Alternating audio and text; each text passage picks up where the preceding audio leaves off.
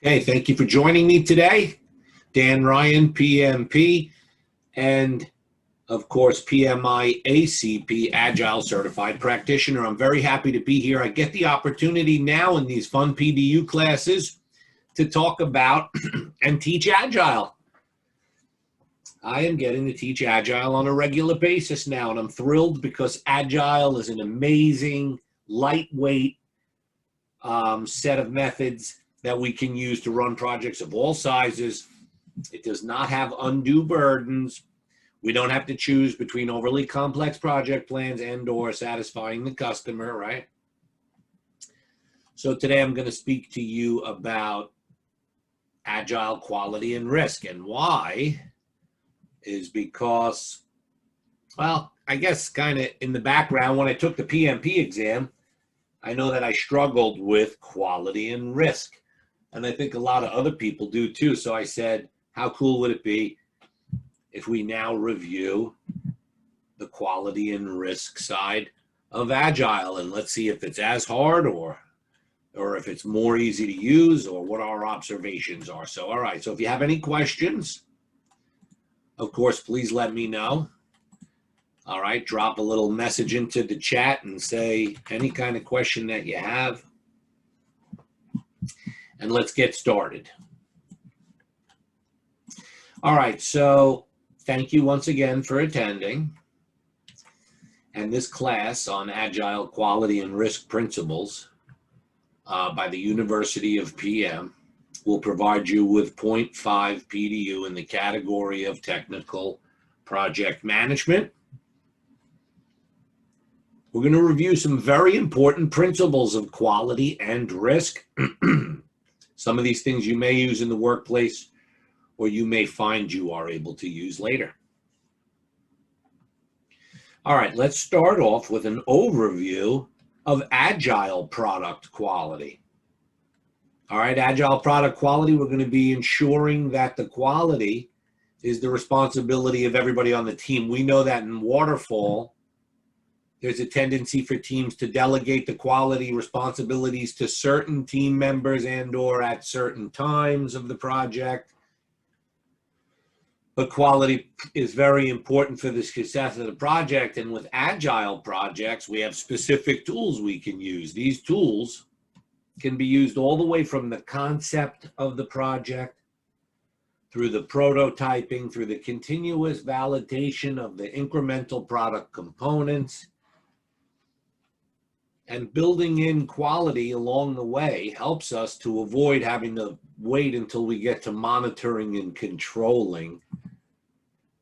Right, in the old waterfall framework, you do the work in execution, you take the deliverables, you pass them over to monitoring and controlling, and someone does some sort of a variance analysis to say if you're on plan or not. Continuous integration. Now, I know you've heard of continuous improvement or Kaizen, and that's also a quality principle. That work is also involved in Agile as well as Waterfall. But continuous integration is something different. This strictly relates to sort of like software programming.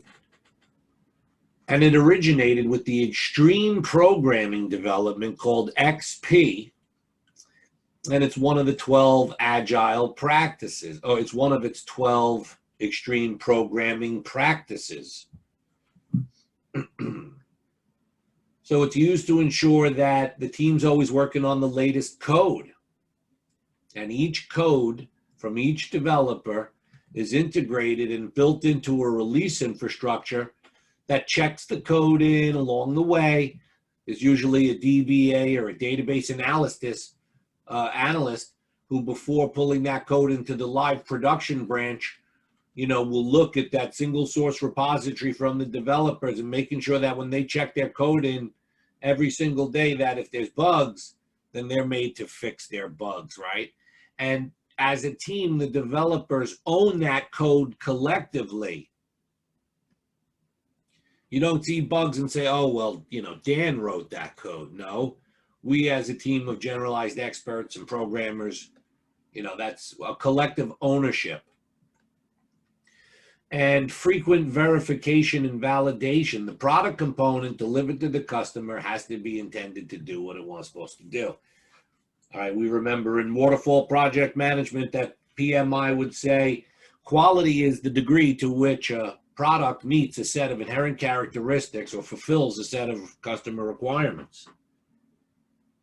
Not sure how I remember those things, but I do. And, this is different though, because over here, the validation occurs during each sprint, right? Not at the end of a phase. So little components go to the customer, and the customer can sign off incrementally on the user stories or smaller pieces of scope. And then the continuous testing of the user stories is how we do our testing to make sure that they satisfy all the requirements and acceptance criteria, which sort of ties into this definition of done. This is a tricky concept because everybody has a different definition of done. Basically, it's a checklist of tasks that must be performed for each user story. Think of a user story as a work package or even more granular. If I created a user story about how to use Microsoft Office or PowerPoint, I would say I need a software that does calendaring. All right, and this calendar has to have bells and alarms and whistles, and I have to be able to sort by category and date and from, to, who. I want to be able to create folders. These things are all considered stories as the requirements come in, and they're put on 3x5 cards sometime. And the team gets these story cards, they put them together, they look at them, they make sure they can use them for estimating, but they make sure that the stories are complete. The people flip them over. On the back of the card, they put the acceptance criteria that, like, if it does this, we'll accept it, right? And the agile team members then get on board with it, and there's the full buy-in. They understand, everybody's on the same page about what the definition of done is. And there's levels of done. When the business analysts finish the requirements, he or she says, okay, I'm done. When the developer finishes creating the code, the developer says, I'm done. The QA person says, I'm done. But it's not until the customer says it's done that it's really done. And then they start getting crazy and saying the product is done, done, done, and stuff like that. It can get a little confusing. Incremental development, agile product development, where the team iteratively develops in increments. All right, we have sprints or iterations, and we have the Agile Manifesto, which has a series of principles on it. And the number one principle on it says, we want to continue to satisfy the customer through early and regular delivery. Principle number 3 says, always deliver working software frequently, anywhere from a couple of weeks to a couple of months. Now, we know a couple of weeks is more like a sprint, and a couple of months is more like an iteration.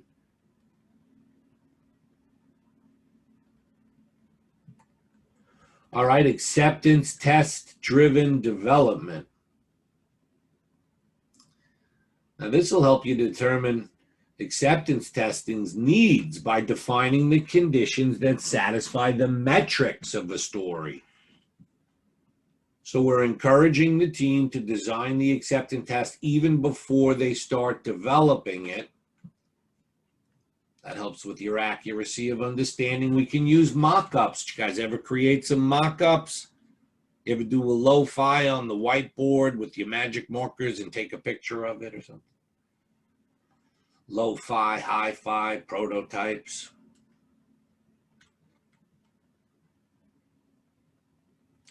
And it's a nice segue here about how all of that behavior there, doing everything on this iterative level, right? It reduces risk.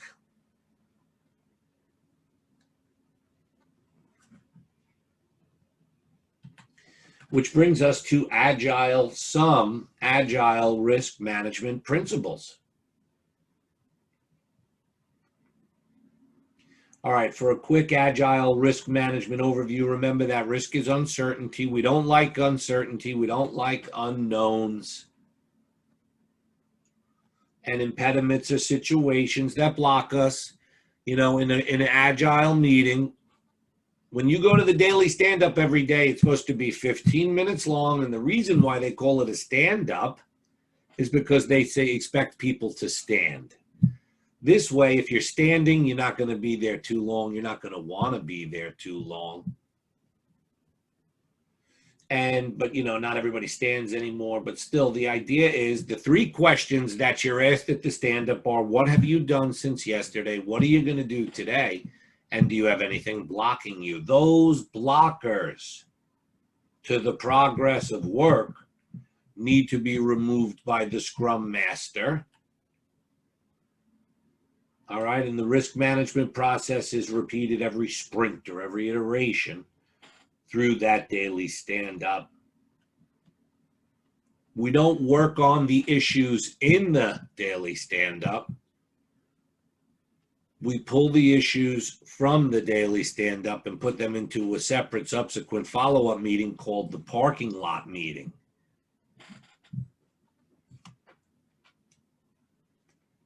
Because the daily stand-up is what's called a time-boxed activity at 15 minutes.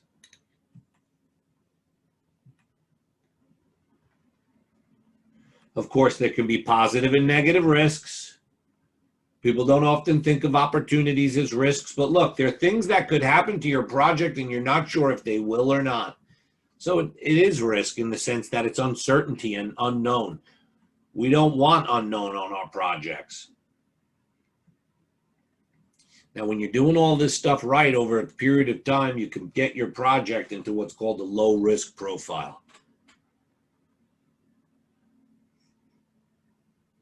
All right, organic risk management. Now, these tools in the Agile framework, all right, allow for implementing iterative planning and reviewing best practices, making executing Agile less risky than waterfall.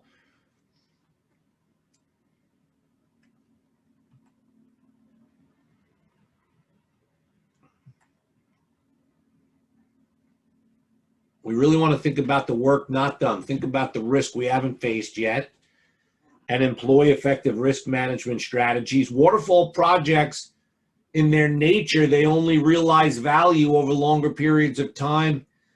Deliverables are handed off to subsequent phases. Customer interactions are less. Communications are less dynamic.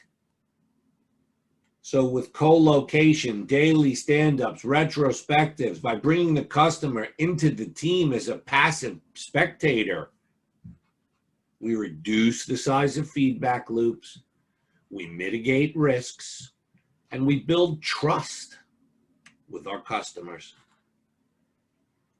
Overt risk management, specific risk management strategies employed to identify, track, and mitigate negative risk, or to encourage positive risks. Risk burn down chart, risk audit, risk-based spike, risk consensus, and others.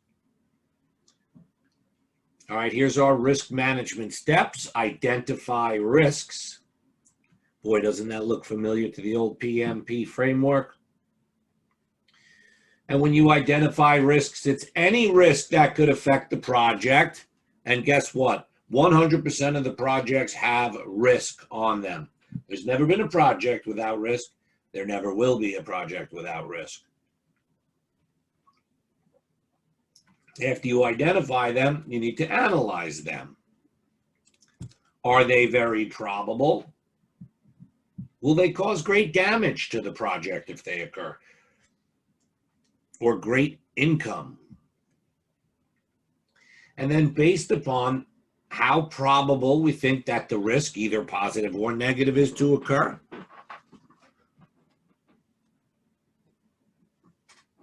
we're then going to look at the impact of severity from minimal to catastrophic and create a series of responses appropriately to either mitigate, enhance, reduce, encourage, avoid, transfer, or accept. All right, throughout the iterations, and well, I'm not going to say phases, okay? But through the iterations and sprints, we continue to monitor and control risks as we go.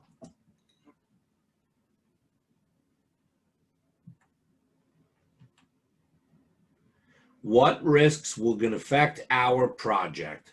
And in order to maximize values, negative risks have to be mitigated, while positive risks have to be enhanced and exploited. The team shares the responsibility for all of the risk ID. It's not like there's some guy down the hall with a spreadsheet named Dan Ryan. Go talk to him about risk management. No, this is a team activity. Identifying risks should involve the customer, the agile team, and all of the relevant stakeholders. And we can use tools like daily stand-ups, the parking lot meeting, the roadblock review, the sprint planning session.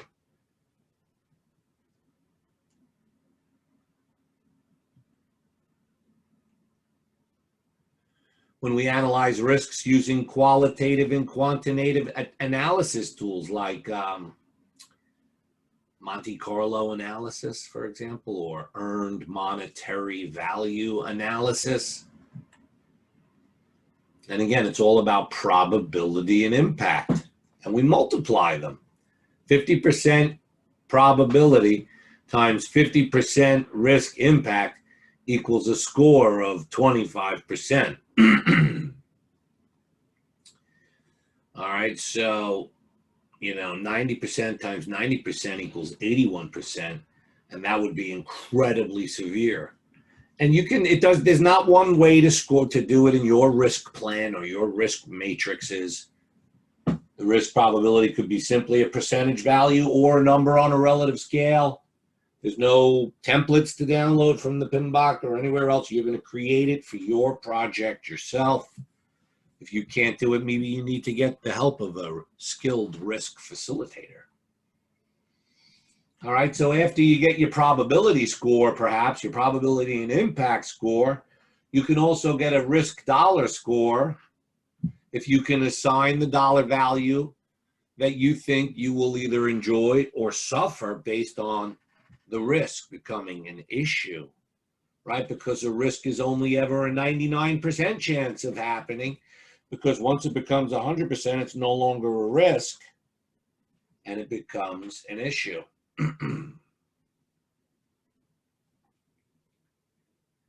All right, creating risk response plans. Again, the strategies: avoidance, mitigation, transference, acceptance. And for positive things, exploiting them, sharing them, enhancing them, accepting them. Why would you never not accept a positive risk? I guess there could be a scenario. There always is. But my point is that sharing is one we didn't talk about. Sharing would be like the form of a partnership. You guys remember MSNBC years ago? There was Microsoft, there was NBC. I'm a TV company, you're a computer company. Let's form a joint company. Our customers will be happy. And we'll be happy with the successes. And we'll share in the failures. All right, so the entire team participates in developing options and taking action to mitigate the risks. And we get risk response plans before going forward. We can use risk boards, risk-based spikes, and risk burn-down charts. All right, for monitor and control risks, using agile processes on your project organically reduces risk by their very nature. And it helps to minimize the need to perform risk management planning at the beginning of the project. Now, certainly you will do it at the beginning of the project. You'll just have chances to do risk reassessments at various points during your iterations. All right, your tools will include the daily stand-up, the retrospective, risk audits.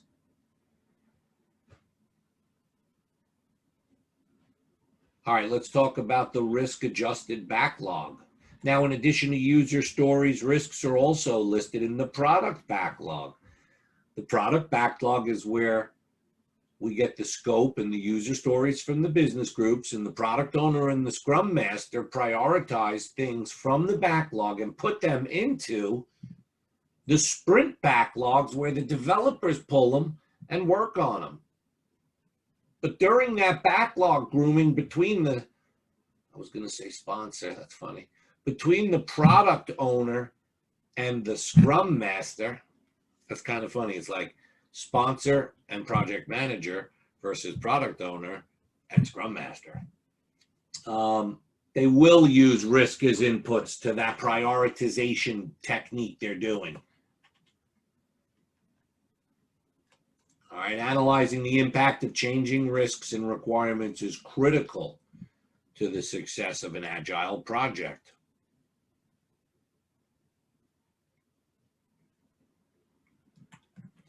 All right, a risk audit.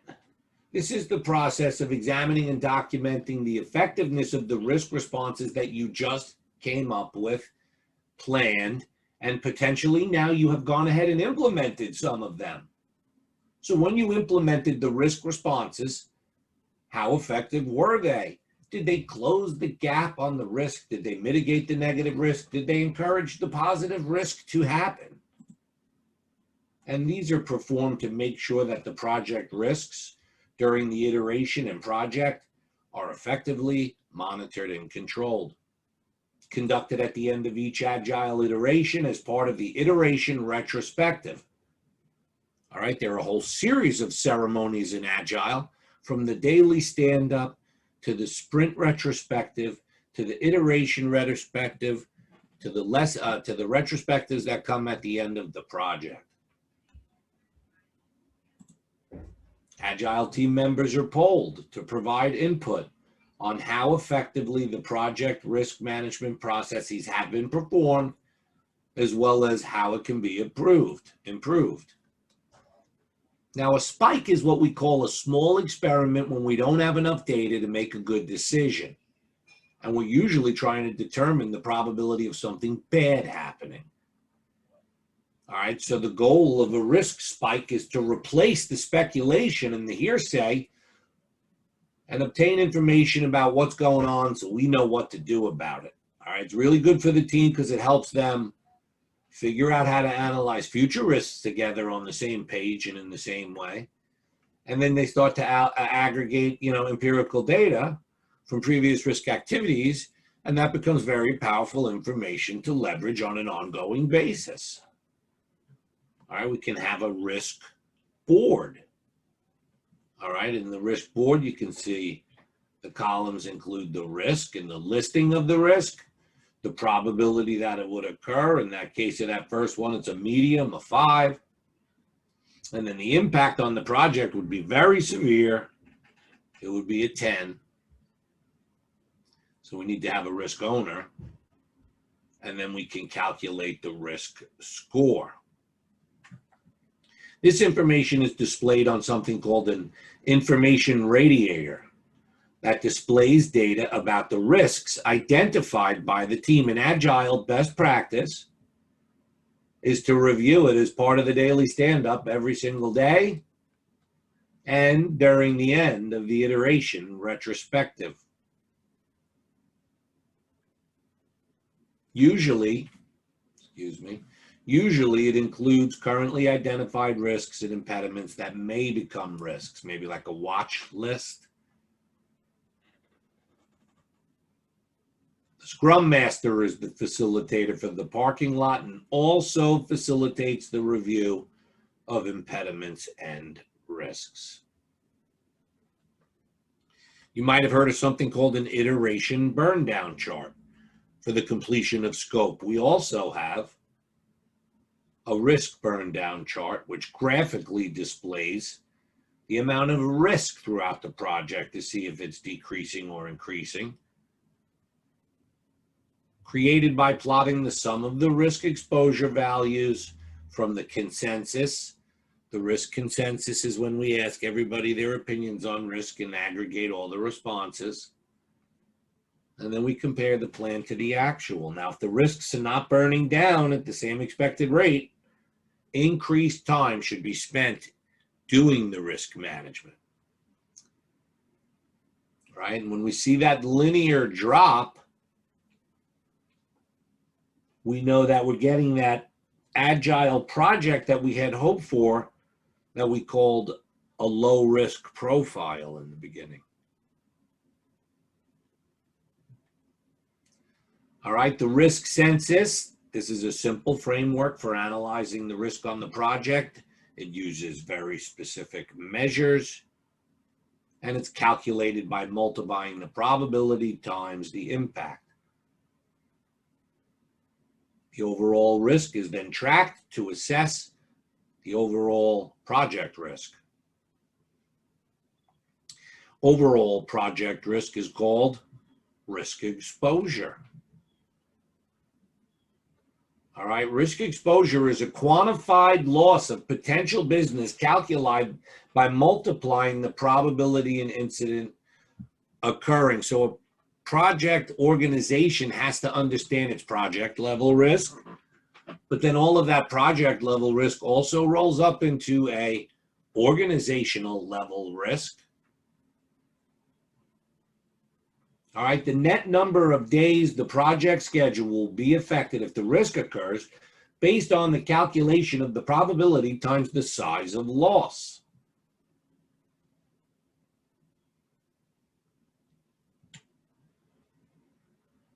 All right, a calculation used on other overt risk management tools such as the risk burn down chart and risk census, and is also commonly referred to as a risk score.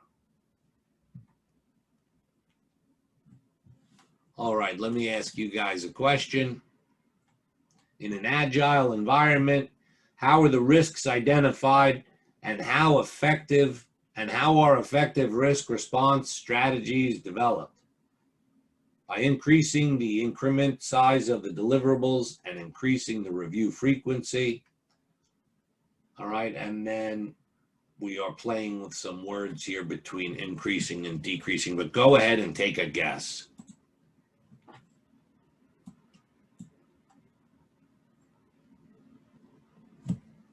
You can move the poll out of your way if it's in the way.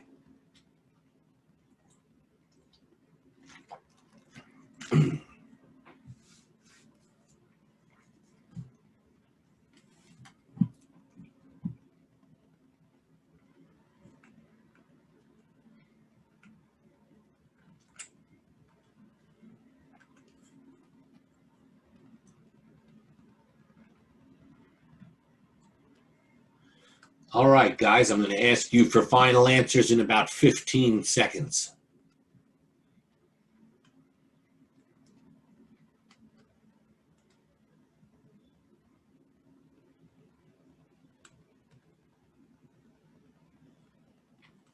All right, I'm closing the poll in 5, 4, 3, 2.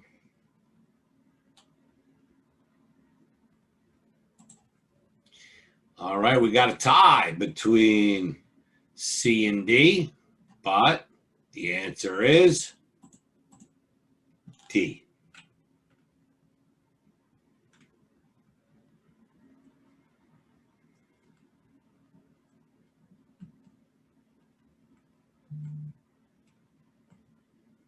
All right, do you have any questions? I really appreciate you being with me today.